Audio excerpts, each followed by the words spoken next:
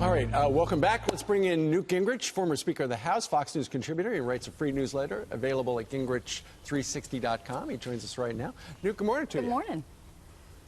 Good morning. Hey, I'm sure you were watching a lot of television over the last couple of days. There's been a lot of reporting about how it looks like we're aiming for a recession because there was an inverted yield curve thing in the trade war with China. What do you make of it? Well, look, I think every left-wing reporter in the country and every Democratic presidential candidate is desperate for a recession.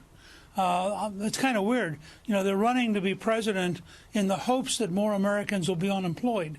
And so any indicator of any kind that gives them an excuse to say, oh, the recession's on the way, the recession's on the way, just makes them feel good.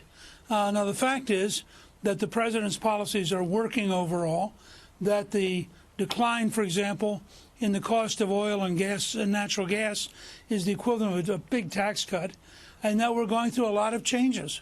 And the changes in a free market, you get turmoil. You get somebody invents Apple, somebody invents a computer, right. Somebody invents a new drug.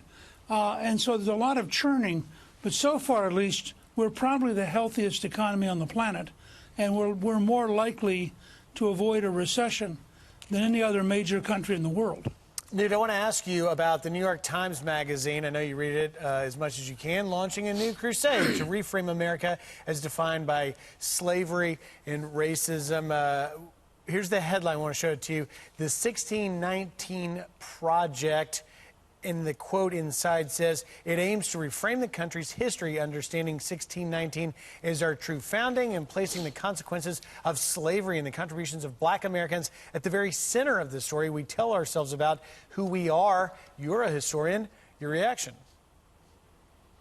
Yeah, the whole project is a lie. Look, I think slavery is a terrible thing. I think putting slavery in context is important. We still have slavery in places around the world today, so we need to recognize this is an ongoing story.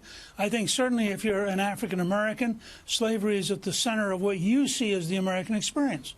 But for most Americans, most of the time, there were a lot of other things going on. There were several 100,000 white Americans who died in the Civil War in order to free the slaves.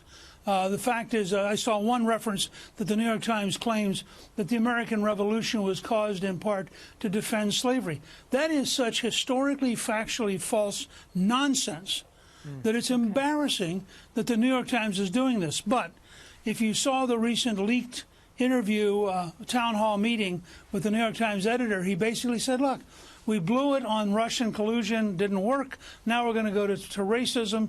That's our new model. The next 2 years will be Trump and racism. This is a tragic decline of the New York Times into a propaganda paper worthy of Pravda or Izvestia in the Soviet Union. Read all about it in the New York Times Magazine. All right, Newt, thank you very much for joining us.